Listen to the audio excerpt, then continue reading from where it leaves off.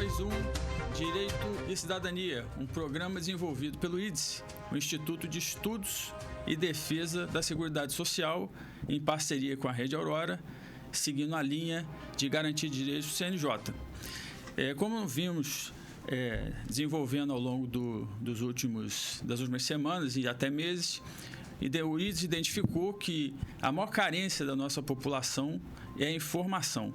Então, o Programa de Direito e Cidadania, ele tem o objetivo, o escopo de espraiar a informação para que a nossa população consiga obter os direitos relativos à Seguridade Social, ter maior conhecimento sobre o orçamento e demais direitos para que todos consigam ter um desenvolvimento humano e social melhor. Temos tentado demonstrar que Campos tem um desequilíbrio no balanço de pagamento decorrente da ausência do que a gente chamou, e são termos técnicos, mas que a população tem que conhecer para saber como o seu dinheiro é aplicado, de que forma você vai exercer aquela variedade de gamas de direito. Então, tem um balanço de pagamento quebrado porque não tem formação bruta de capital, ou seja, produção de riqueza, produção de circulação de mercadorias e serviços a partir da inovação. Existe uma saturação de benefícios assistenciais, que tem a sua razão de ser, mas que não arrecada impostos e não tem uma capacidade, uma capilaridade de gerar renda. E isso causa uma desigualdade social muito grande, sendo Campos a maior desigualdade social do Sudeste. E dentro desse aspecto, eu vou ler algumas, antes de apresentar nosso convidado, eu vou ler algumas estatísticas que, dentro do aspecto dessa desigualdade social e dessa pouca capacidade de produtividade do nosso povo, e tendo Campos uma ausência de indústria, sendo engolido pelo sul do Espírito Santo, sobretudo o presidente Kennedy, São João da Barra e Macaé, sendo apenas um corredor logístico, o que vai gerar no futuro bem próximo aí uma explosão de violência e falta de oportunidade para os nossos jovens. E dentro desse aspecto, o que se destaca é a mulher, porque observa, Campos tem 53,7% de famílias lideradas por mulher. Isso é muito acima da média nacional, que é 49%, mas se você botar no espectro de renda de até 2 salários mínimos, esse número dispara para quase 70%, 69,7%. Então, até 2 salários mínimos, 69,7% são as mulheres que lideram a casa, que são os arrimos de família, etc. Então, a economia, a produtividade, a inclusão produtiva da mulher é fundamental para a economia do município, sobretudo porque lidera quase 70% dos lares de até 2 salários mínimos da cidade. Então, hoje a gente vai tratar do tema da segurança social e autonomia feminina e as políticas públicas para proteção e promoção dessas mulheres, que são arrimos de família, e a chave para a produtividade da geração seguinte e também da produção atual. Haja vista a 70% dos lares que são conduzidos por elas.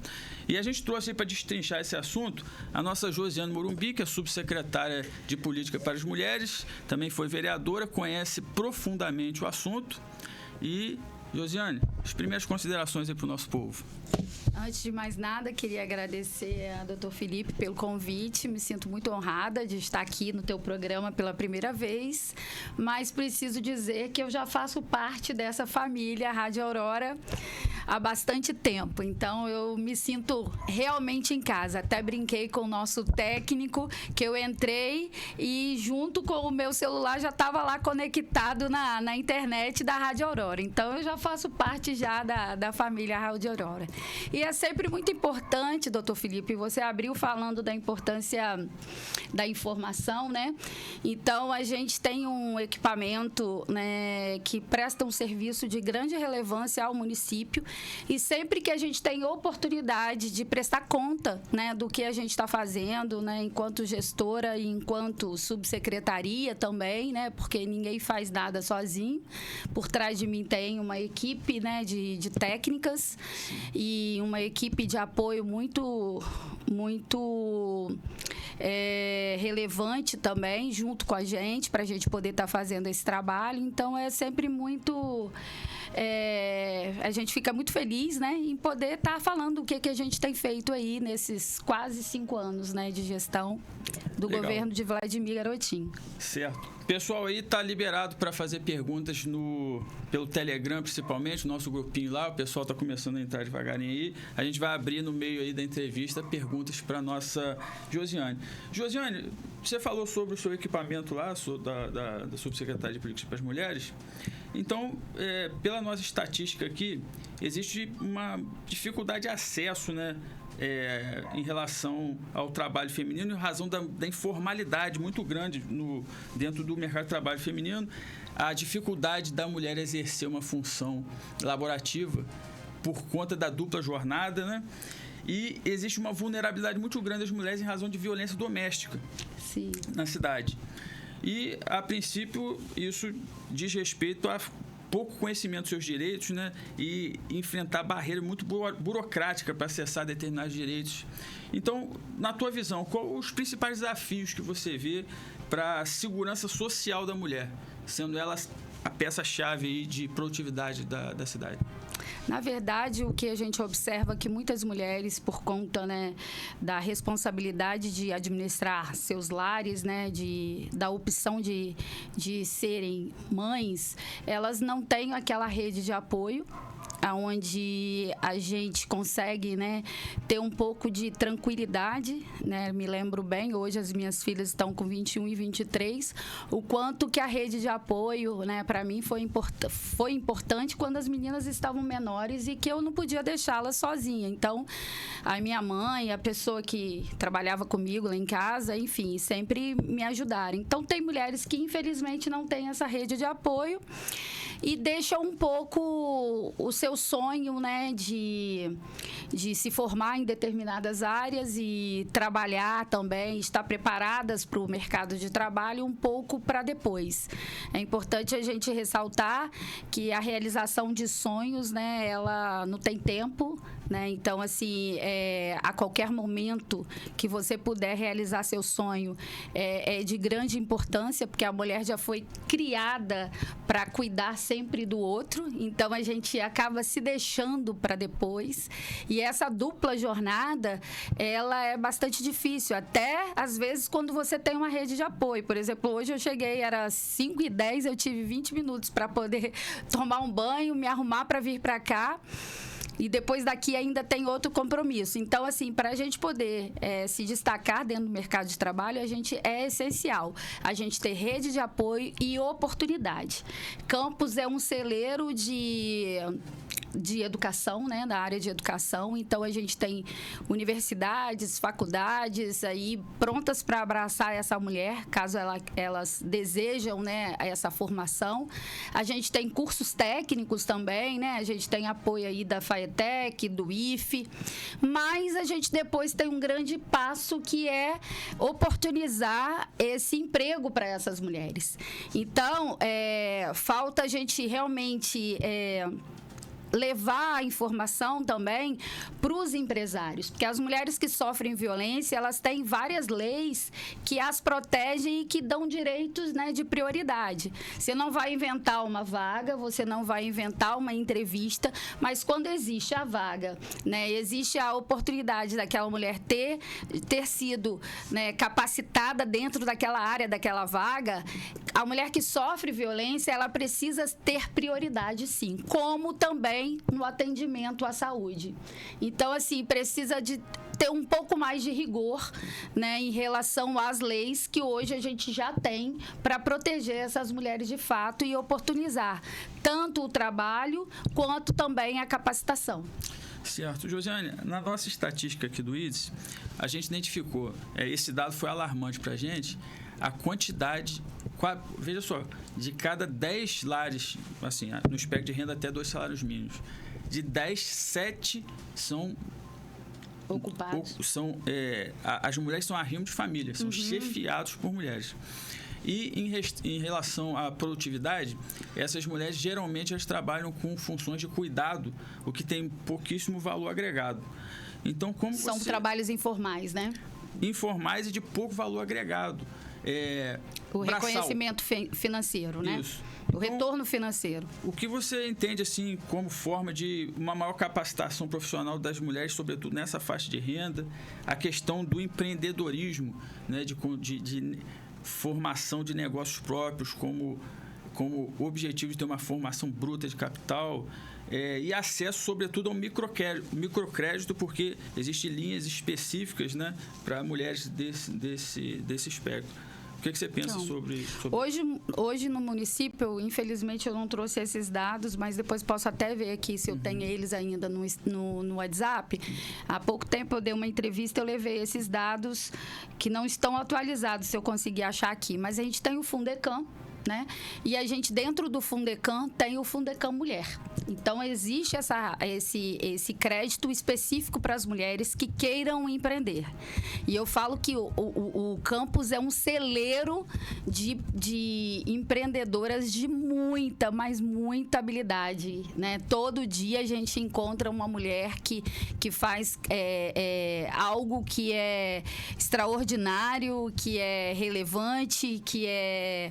enfim, importante para a nossa economia. O que falta realmente é a gente orientar essas mulheres. Por exemplo, eu vou dar alguns casos que já passaram lá no CEAM conosco, né, que é as nossas assistidas.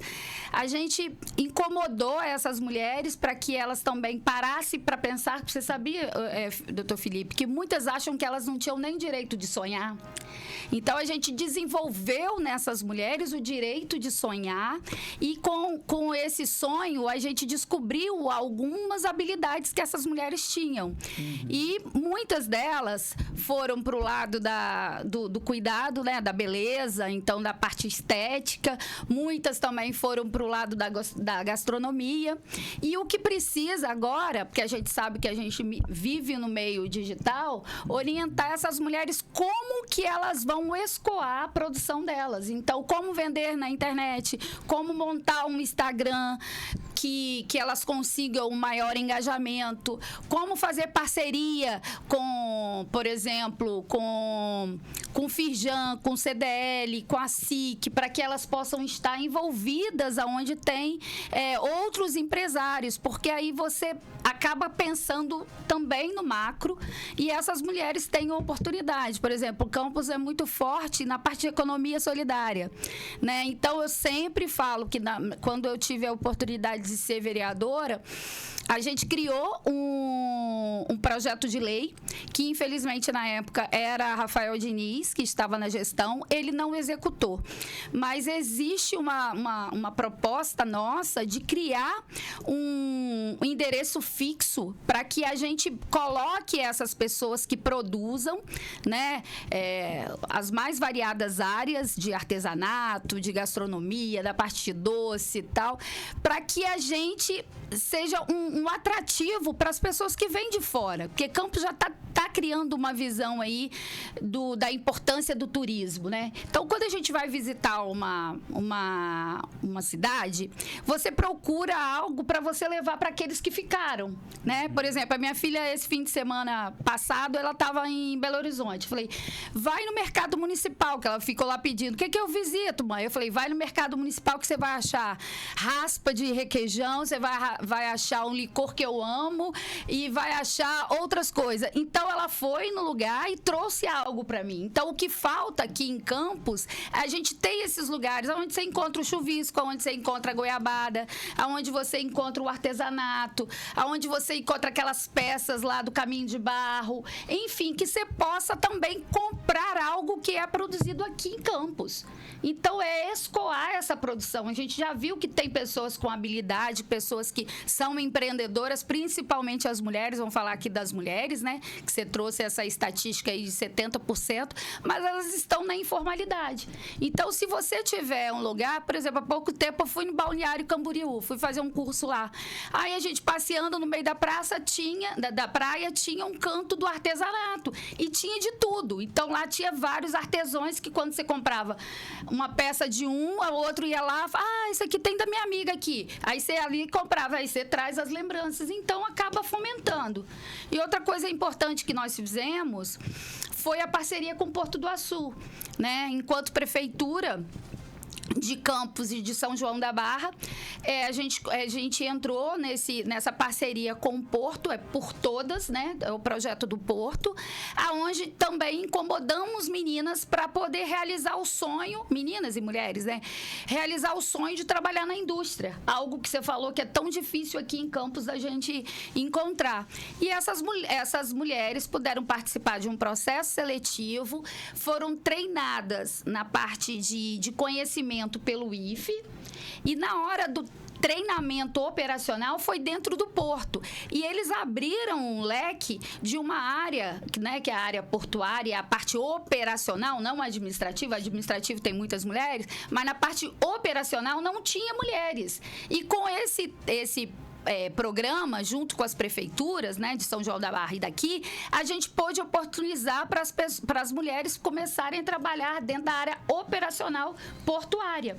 Então, dentro do IFE, a gente, junto com o curso de cuidador de idoso, né, que é as Mulheres 1000, que é um projeto do governo federal, o IFE fez exclusivo para as nossas assistidas, algumas fizeram curso de cuidador de idoso, que é uma demanda muito grande, né, que é essa rede de apoio que a gente precisa. Então, por que de não treinar, né, a habilidade das mulheres para assistir outras famílias? E junto, a gente também conseguiu qualificar mulheres fazendo o curso de gestão de resíduos sólidos, que é uma área também industrial, que você precisa daquela pessoa que tem habilidade na área do meio ambiente. Josiane, você falou em questão de indústria. Hoje, já é consenso que o Brasil, em geral, ele, com a inteligência artificial, com a inovação tecnológica, a automatização, vai ter um problema sério de emprego pela questão da produtividade. E Campos, especificamente, tem a questão da falta de indústria. A única indústria residual em Campos é a indústria ceramista, que é a única que gera emprego de qualidade e tal. Então, Campos vai acabar sendo... Vou defender a Morumbi. Em implementos rodoviários também tem uma indústria. Sim. É um dos únicos... metal-mecânica, né? Na área metal-mecânica. De excelência, né? Então, o moderno é a captação de recursos através do terceiro setor, sendo o município o gerente através de uma rede, de uma expansão de rede de colaboradores através do terceiro setor. Você enxerga isso como uma possibilidade, porque a captação de recurso, por exemplo, da inclusão produtiva, você tem o Fundo Socioambiental do BNDES, que o dinheiro para despesa de capital ele é não reembolsável e existe linha específica para indivíduos em situação de vulnerabilidade. Então aí está o campo das mulheres. A AG Rio ele tem bastante recurso para capital de giro. Uhum. Você tem os fundos privados, que também Itaú Social, Fundação Bradesco e etc., que são destinados à inclusão produtiva. Então, existe toda uma gama, uma legislação voltada às leis de várias incentivo. Empresas também, né? Sim, as leis de incentivo. Então, você pode captar 2% do imposto de renda das empresas, 4% de ICMS, tem o ICMS esportivo, o ICMS sustentável, tem a lei Rouanet para a questão da cultura. Paulo então, Gustavo. Você tem quase 20% entre imposto de renda e ICMS de possibilidade de captação de recursos dessas empresas. Então, a legislação é toda preparada para isso. Você acha que a expansão e a qualificação do terceiro setor, tendo o município como gerente, uma forma de agregar valor para o trabalho do nosso pessoal? Sim, com certeza, porque hoje a gente já observa, né, uma mudança de cultura sobre esse assunto, né? Porque há tempos atrás ninguém entendia o que era o terceiro setor, né? Então a gente vê pessoas fazendo um trabalho de excelência, a gente até tem bons exemplos aqui em Campos, como a PAP, a POI, a PAP, a POI e... A PAP, a POI e a PAI, né? A PAI, Então, a gente tem trabalhos de excelência. Faz com que o município acabe precisando dessas instituições para poder cumprir algo que é deficitário dentro do município. Porque, por exemplo, o município ainda não está preparado para atender a população que é assistida por essas instituições, né?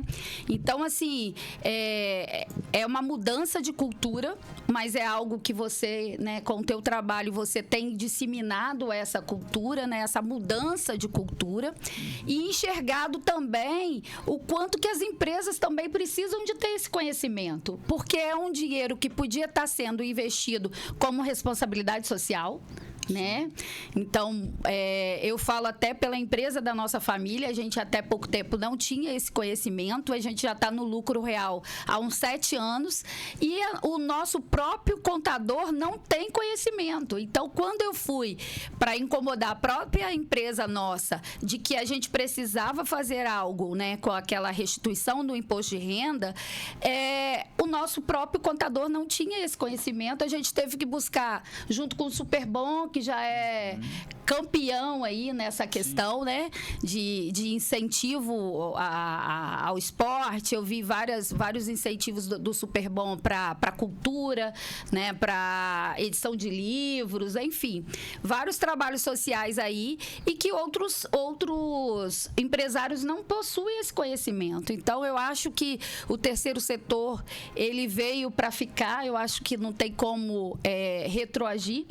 A gente precisa mesmo de levar a informação, ter mais pessoas também, profissionais, né, técnicos, que saibam também montar projetos sérios, né, e cobrar também, né, que todo ramo tem, né, cobrar também que seja responsável pelo dinheiro captado, né. Então, eu acho que a prefeitura pode ser esse parceiro, como ela já é parceiro de outras instituições de renome aí, que a gente já acabou de citar, né, que trabalha com a inclusão de forma tão excelente, né. Então, a gente tem outras áreas, lugares, por exemplo, que não tem um posto de saúde, né, uma unidade de saúde.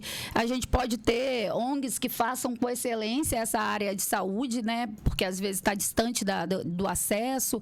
Enfim, a gente tem a parte, por exemplo, esportiva, quantas crianças a gente consegue resgatar através do esporte, né? Então, tem incentivos que acabam sendo devolvidos porque não tem pessoas que saibam fazer um projeto sério e as empresas não têm esse conhecimento de que pode ter essa responsabilidade social. Sim. Josiane, o que vocês estão fazendo lá para difusão do conhecimento? A gente lançou um e-book aqui há algum tempo atrás, 2 na verdade, né, sobre os direitos do portador do espectro autista. Aí a gente fez uma estatística, tem o benefício auxílio inclusão.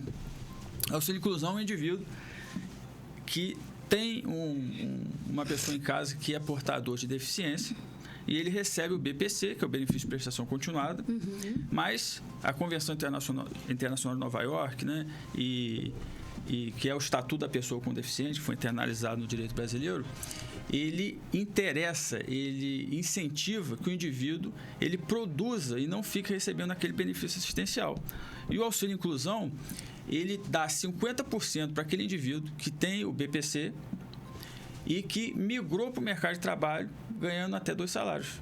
Ele recebe o auxílio inclusão, que então, é 50%. Então, ele continua recebendo a metade do que ele recebia. E mais o salário dele. E mais o salário.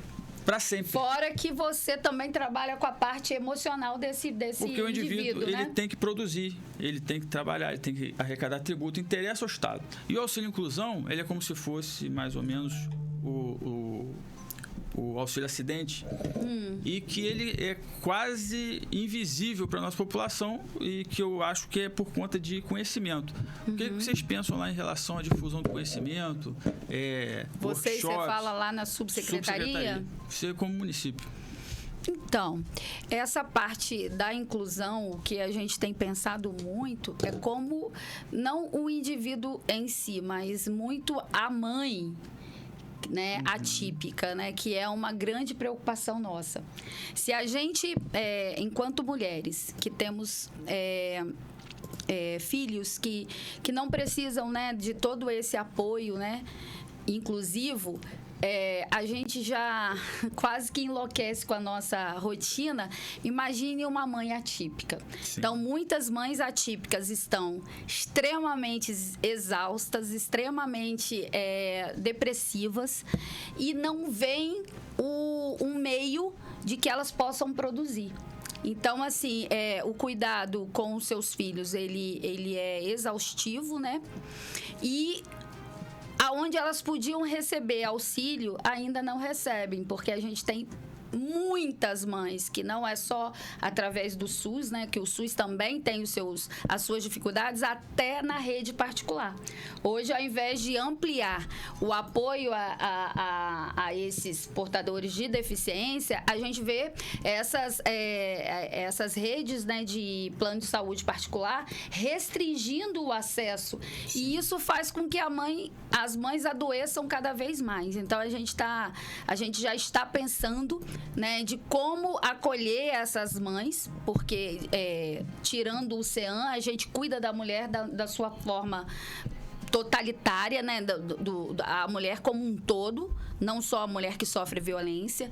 Então, a gente já está pensando, né, a gente nunca faz nada grandioso sozinho, mas junto com a saúde, um trabalho que a gente possa acolher essas mães, né, de forma mais ampla, devido a tantas estatísticas nacionais que a gente vê essa mãe adoecida. Mas, para essa inclusão específica das pessoas com o diagnóstico do autismo, a gente não tem nenhum trabalho específico, porque a gente é mais voltado para a questão da mulher mesmo, né? Legal. Pessoal, vou abrir para as perguntas aqui.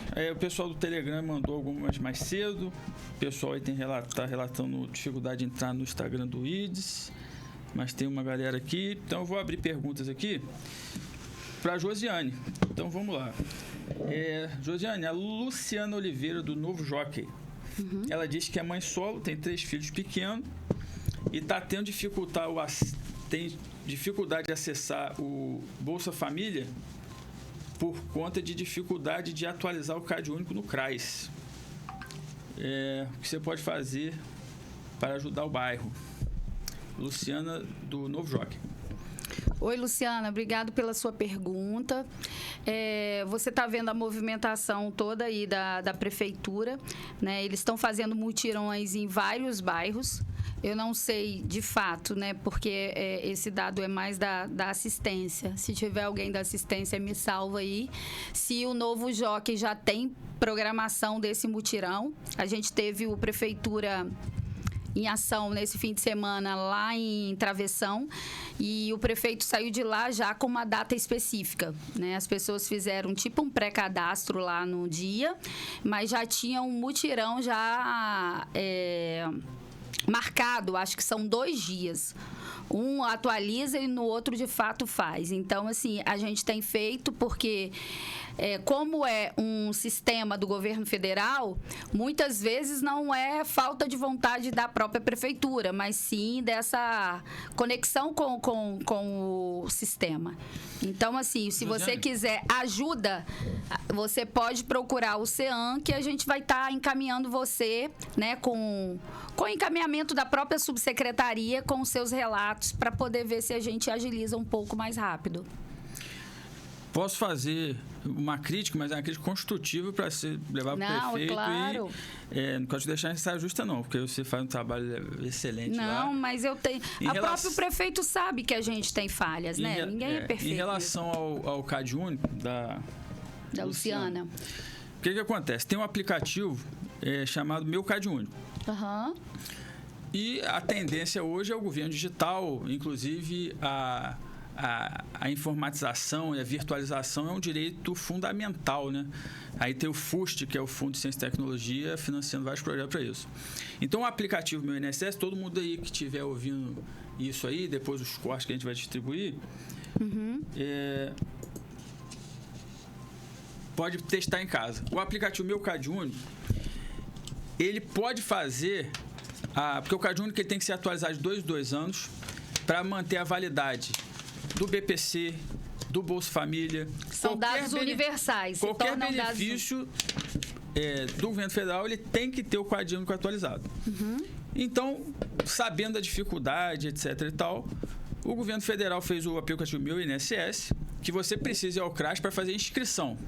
A alteração, ou melhor, a atualização cadastral, se não houver nada de diferente na composição familiar, você faz pelo aplicativo. Todo mundo pode abrir em casa e fazer. Só que o município tem que aderir. Então, olha só, você vê aquela... deve ser o caso da Luciana. Você vê aquela fila de 5 horas da manhã lá para atualizar o CadÚnico, que é porque o indivíduo tem que atualizar de 2 em 2 anos, e às vezes ele fica ali porque tem que ir pessoalmente. Quando o aplicativo, ele te dá para você fazer do conforto da sua casa, fazer a alteração. Você só precisa ir ao CRAS fazer inscrição ou se houver mudança da composição, né? O problema familiar. É que Campos é a única cidade acima de 250 mil pessoas que não aderiu a isso. Então, basta um termo, um termo de adesão. É Meu INSS? Aplicativo Meu INSS. Então, se você conseguir isso aí, você vai economizar horas e horas do nosso povo lá na fila. Que, às vezes, é aquilo que tu falou, é falta de questão da qualificação do pessoal, sem nenhuma crítica, né? Até para ajudar lá, porque é uma situação que eu vejo, que basta adesão para fazer a atualização. Então, Luciana, eu me comprometo, né, e até dar esse retorno aqui, falar principalmente com a Camila, né, que é responsável lá pelo Bolsa Família, enfim, para a gente poder ver. Isso aí. Então, vamos lá. E a Maria Eduarda Gomes, do Jardim Carioca. Josiane, o que a subsecretaria tem feito para apoiar mulheres que sofrem violência doméstica e não têm para onde ir com seus filhos? Como que é o nome dela? Maria Eduarda Gomes, do Jardim Carioca. Ei, Maria Eduarda. Boa noite, obrigado pela sua pergunta. Vou explicar tanto para você quanto para as outras ouvintes que não conhecem o nosso trabalho ainda. A subsecretaria é o órgão que está acima. Abaixo da subsecretaria, a gente tem o CEAM, Mercedes Batista, e tem a Casa da Mulher Benta Pereira. Tá? Vou explicar primeiro o que é o CEAM. O Centro Especializado de Atendimento à Mulher que sofre violência, né, de todos os tipos. Né, que a gente sabe que a gente só não sofre violência psicológica, não só física, tem patrimonial, tem vários outros tipos, sexual, enfim. Então, qualquer tipo de violência, a mulher pode nos procurar. Lá ela vai ter atendimento por psicólogas. Ela vai ter atendimento pela assistente social, justamente para ver esses quesitos, né, de como que tá os benefícios dela, se ela vai precisar de um auxílio a aluguel social, enfim. Então, tem a assistente social para poder tratar da questão social dessa mulher. Tem a psicóloga, que a psicóloga é diferente das psicólogas que você tem no CREAS, que não pode fazer terapia lá, as terapias são semanais. E tem o advogado, que vê como é que está seu processo, se você já abriu o processo, se você está preparado em denunciar, se você não denunciou. Lá não precisa, não é uma exigência para você fazer contato e usufruir de todos os benefícios do CEAM, você não precisa ter feito denúncia, porque às vezes aquela mulher não está preparada em denunciar. Então, a gente prepara essa mulher, se caso ela realmente queira denunciar, ela vai ser preparada pelo CEAM, pela equipe do CEAM. E você não precisa marcar para poder ir no CEAM. Você pode ir de 8 às 5 horas da tarde, de segunda a sexta. A qualquer instante você vai ter uma equipe técnica. A gente faz a primeira escuta, né, que é o primeiro atendimento, sempre com 2 técnicas. A gente levanta todas as demandas dessa mulher e depois, né, dessa possível assistida, e depois ela vai passar pela advogada, pela assistente social, pela psicóloga, dependendo do que ela precisar. Né? E lá a gente também faz todo esse trabalho, faz parceria com o IFE, faz parceria com a FAETEC para ofertar cursos, né? E a gente tem, né, dentro do CEAM, como o CEAM é um órgão especializado em violência contra a mulher, ele tem contato com IML, né, caso seja uma questão sexual. A gente tem contato com a DEAN, a gente tem fluxo direto com a DEAN. Como eu já falei aqui, a gente tem fluxo com CREAS e CRAS, com a área social. A gente tem fluxo com a saúde. Então, a saúde, quando é encaminhada com a gente, tem um olhar diferenciado para essa mulher, né? E caso essa mulher corra risco iminente de morte, essa mulher tem o acolhimento, né, Casa da Mulher Benta Pereira, que é um acolhimento de endereço sigiloso, aonde essa mulher pode ser acolhida junto com seus filhos até 18 anos.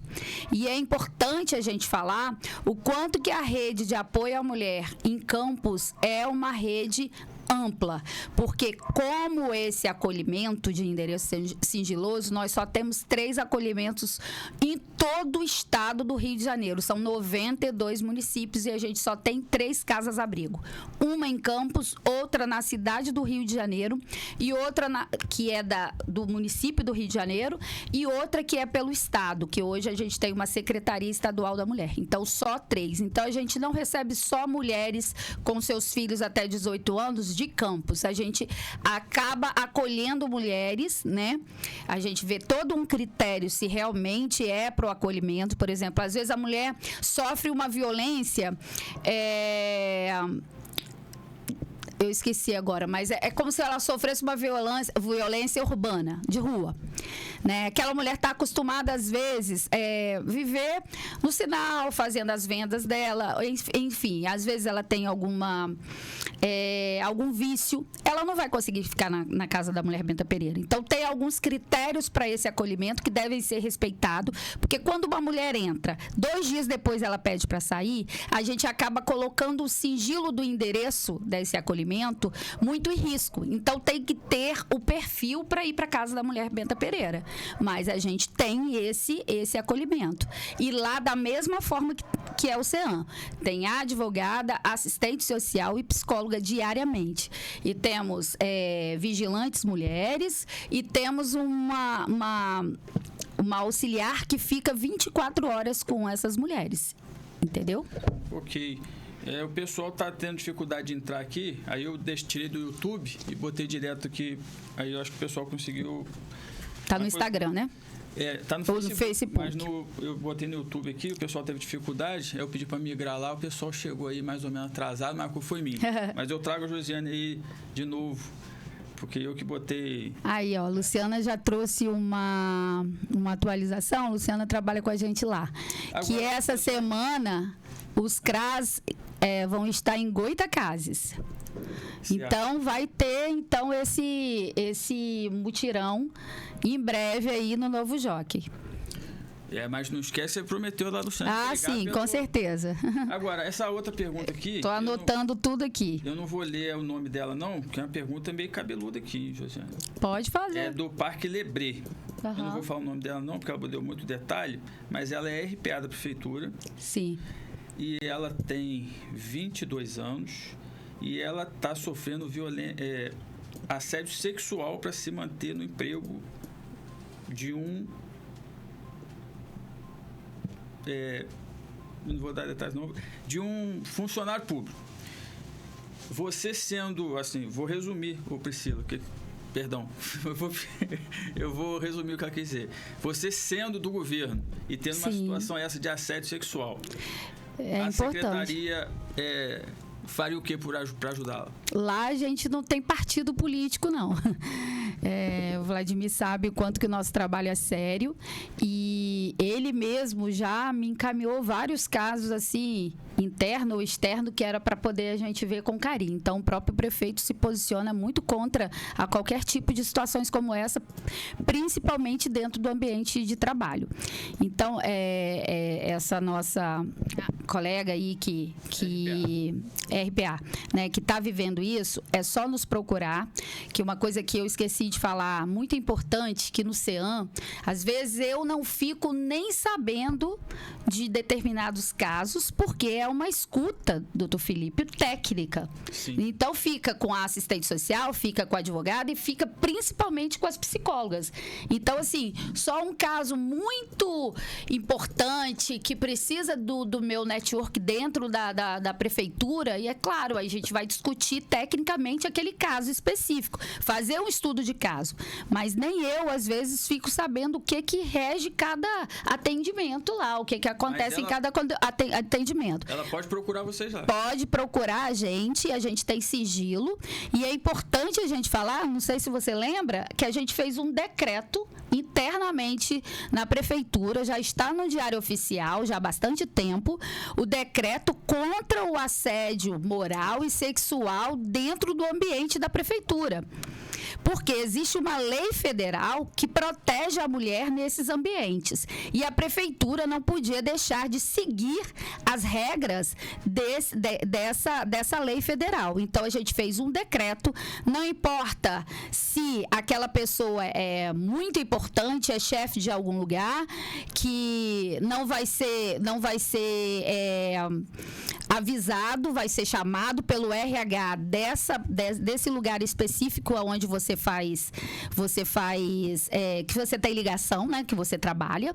Então, por exemplo, a gente já teve um caso que chegou lá no Conselho da Mulher e era dentro do IMTT, já tem um tempo isso, e a gente tratou. Por quê? Essa mulher tinha, né, ela fazia fotos para a loja, enfim, e ela tinha fotos no Instagram dela como mulher, não como profissional. E ela estava sendo perseguida, né, pelo gestor dela, na época eu era até vereadora ainda, então já é outra gestão, mas ele colocou de perseguição ela num lugar longe, que ela tinha que fazer uma fiscalização longe, porque ela não cedeu aos anseios dele. Então a gente fez uma proteção, avisamos ao IMTT e essa pessoa foi retirada desse órgão. Então não importa se é concursado, não importa se é secretário, subsecretário, vereador, enfim, é homem que está perseguindo mulher, entendeu? Ele vai ter que responder por isso. Todos os RHs da prefeitura sabem sobre esse decreto. E se for concursado, vai responder administrativamente. Como que é o nome? É o PAD, né? O processo. É o processo administrativo. Dá demissão, né? Então, dá até demissão. Então, pode nos procurar, tá? Que você vai ter sigilo e a gente vai tratar isso dentro da prefeitura. E os colegas, eles ficam até felizes, às vezes os secretários, né, subsecretário, porque às vezes não sabem tudo que está acontecendo, até mesmo o prefeito. Então, a gente precisa saber desses casos e o RH tem que estar preparado para não perseguir essa pessoa. As pessoas que forem ouvidas como testemunha também não vão sofrer perseguição e tem que ter um canal onde a pessoa denuncia, tá? E isso ser tratado de forma mais severa e dentro das leis possíveis. De forma que a liberdade sexual dela não seja colocada em jogo por causa de emprego, né? E interessa ao governo limpar um cidadão que toma uma atitude dessa, com certeza. Não merece estar no governo, né? Com então, certeza. Acho que está respondido aí, mesmo sendo o governo e ela sendo RPA, ela pode procurar vocês lá que vocês vão brigar por ela.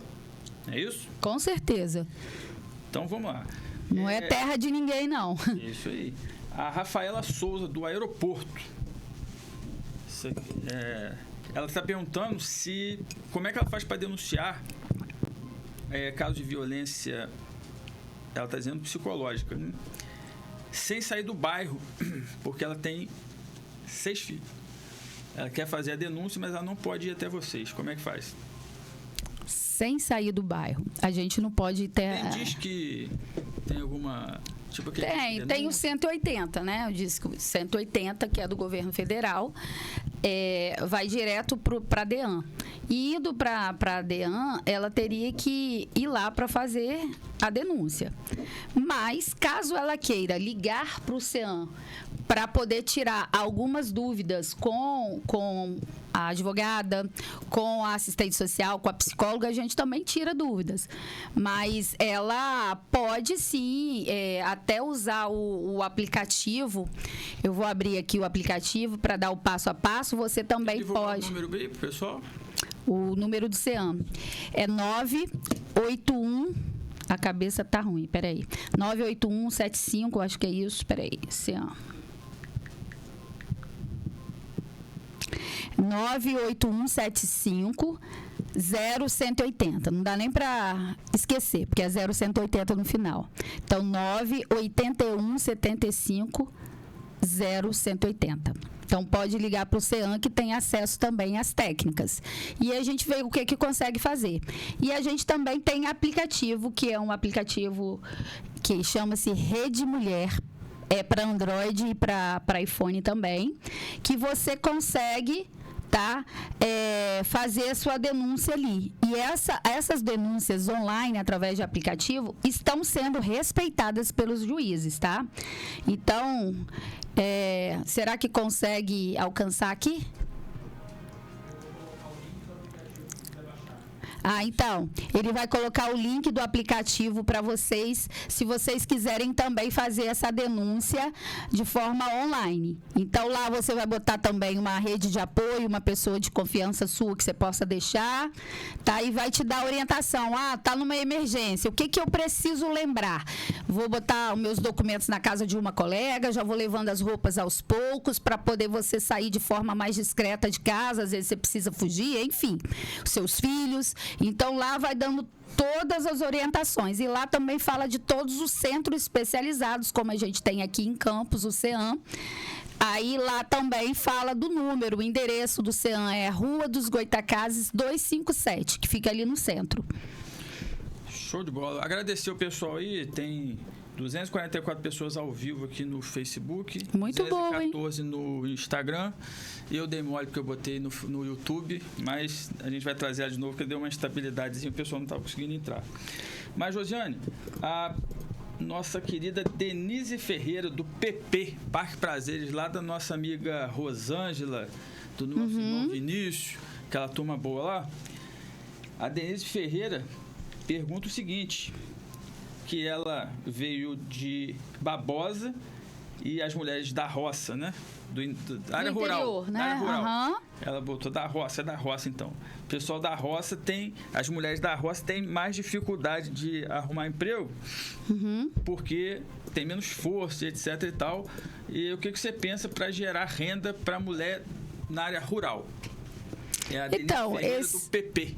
Então, esses cursos, né, que a gente tem parceria com a FAETEC, com o IFE, esses cursos não têm distinção de onde que são as mulheres, pode ser de qualquer localidade de Campos. Por exemplo, por que a gente falou com o IFE que era importante ele entrar numa licitação para tentar trazer no edital, para trazer esse Mulheres 1000 com os dois cursos, tanto um que é de gestão de resíduos sólidos para a área da indústria, como também já é a segunda turma nossa de cuidador de idoso. Porque em qualquer lugar que você estiver morando, sempre tem alguém precisando de cuidar de alguém doente naquele momento. Então, o que a gente às vezes acha dificuldade? Por exemplo, a mulher que mora lá em Santo Eduardo, ela arrumar um emprego aqui em Campos, a gente sabe que o transporte é muito caro. Então, às vezes, para o empregador, não vale a pena. Então, assim, a gente tem parceria também com o setor de dentro da assistência, que é de projetos, e ele tem de curso de sobrancelhas, curso de maquiagem, curso de esmaltação, de trança, ou seja, várias coisas que dá uma renda para aquela mulher onde ela mora, né?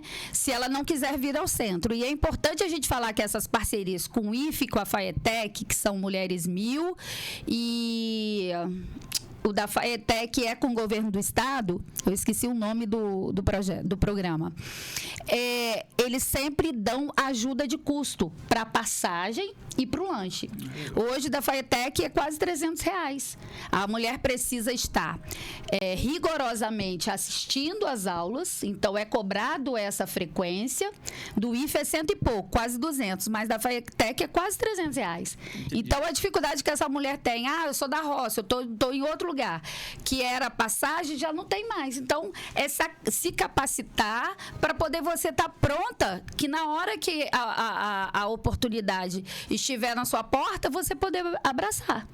Entendeu? Sim. Tinha um projeto interessante, você, quando era vereador, chegou até a discutir comigo uma vez, que era em relação, por exemplo, lá em Marrecas, existe as meninas que fazem a tabua, né? Uhum. Que fazem APTs da tabua, e tem o atravessador que compra aquela mercadoria e vende no Rio. Uhum. Então, existe o FECAM, né, que é o Fundo de Desenvolvimento Ambiental do Estado, que ele financia empreendimento coletivo, de forma que o indivíduo tenha escala de produção. Sim. E eliminar o atravessador.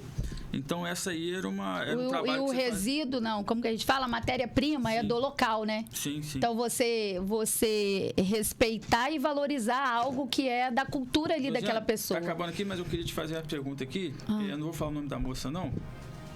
Mas ela é do Novo Mundo. Uhum. Eu vou até mandar para você aqui o contato dela, que ela mandou pelo Telegram aqui. Uhum. Ela mandou privado para mim.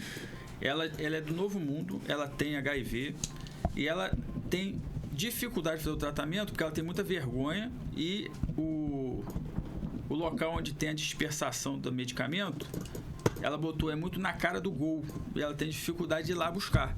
Uhum. Se você tem alguma ideia para essas mulheres que passam por esse constrangimento de conseguir fazer essa dispersação de modo mais sigiloso ou ainda que entregando na casa dela, alguma coisa desse tipo. Não, a gente não tem projeto específico para isso, mas a gente tem contato, né, tanto dentro da saúde municipal, como também para o contato direto com aquela associação que cuida das pessoas com HIV. Fátima? Irmã de Solidariedade. Isso. Então, a gente pode ver o caso dela especificamente, que a gente conhece a assistente social de lá, para poder ver o que eles podem fazer, porque eles também têm distribuição de medicamento. Além de acolhimento, enfim, tem até algumas pessoas que acabam morando até no local. Sim, perfeito. Mas aí pode nos procurar todas as demandas que for voltada para as mulheres. Saúde, educação, desenvolvimento econômico através de qualificação e emprego, tudo isso, social, aluguel social, benefício, pode ir na subsecretaria, no CEAM, e de lá a gente faz o encaminhamento para o órgão, porque acaba encurtando esse caminho para a pessoa. O número está aí, então, resumindo, quem tiver qualquer espécie de problema, mulher, qualquer espécie de problema, pode procurar lá o CEAM, tendo fluxo ou não, vocês vão dar um jeito. Isso. De ajudar. Beleza, gente, obrigado aí pela participação. Passou rápido, né, doutor Felipe? Desculpa aí pelo... importante a gente falar aqui, doutor Felipe, só pra gente terminar. Fala rapidinho que o jogo Rapidinho. Olha, todo dia quase a gente tem legislações que venham favorecer, né, essa proteção e o cumprimento das medidas protetivas no caso de violência doméstica. Então, é importante falar sobre a Lei 15.000, pessoal, 125 desse ano, tá? Que permite o cumprimento das medidas protetivas em caso da violência doméstica e permite que as vítimas e a polícia possam monitorar esses agressores se por acaso eles vierem se aproximar das vítimas. Através de quê? Das tornozeleiras eletrônicas. Então, existe uma lei super atual, tá? Das tornozeleiras eletrônicas para os agressores de mulheres. Então, tanto a polícia quanto a agredida vai poder monitorar tá? Quando esses agressores forem violar, né, a questão da medida protetiva. Tem o distanciamento, chegou e perto. Quebra de medida protetiva, é importante a gente ressaltar. Prisão preventiva. Prisão. Não tem como pagar uma fiançazinha e sair, não. Beleza, gente, obrigado. Acessem lá o Instagram do IDES. Na bio tem o e-book, já está com 160, quase chegando a 160 mil downloads. E, Josiane, considerações finais. Não, eu queria a todos, viu? agradecer mesmo. Bem que assim, é muito rápido, passou muito rápido, 1 horinha passou muito rápido. E a gente acabou nem falando de outras legislações. Eu acho que tem que ter um segundo momento, tá, doutor Felipe? Falar de algumas legislações que a subsecretaria tem, protocolo Mulher Segura, empresa amigo da mulher, sinal vermelho, o trabalho que a gente faz com as escolas, o Maria da Penha vai à escola para falar para jovens e adultos sobre a importância do relacionamento saudável. Então, assim, a gente tem muita coisa que a gente já realizou nesses 4 anos. E aí, me deixa fazer propaganda do nosso Instagram. O Instagram da subsecretaria, pessoal, é SMPM, Subsecretaria Municipal de Política para as Mulheres, oficial. Não, Ih, agora eu esqueci. Não sei se é oficial.campus. Você depois coloca para mim aí, amigo. SMPM.campus oficial. Por favor, bota .campus oficial, porque tem um outro Instagram que infelizmente está em mãos indevidas. Que uma pessoa pegou esse Instagram e não devolveu. Aí a gente teve que fazer outro. Tá certo. Gente, obrigado a todos. Boa noite. Fiquem com Jesus. E até semana que vem. Tchau.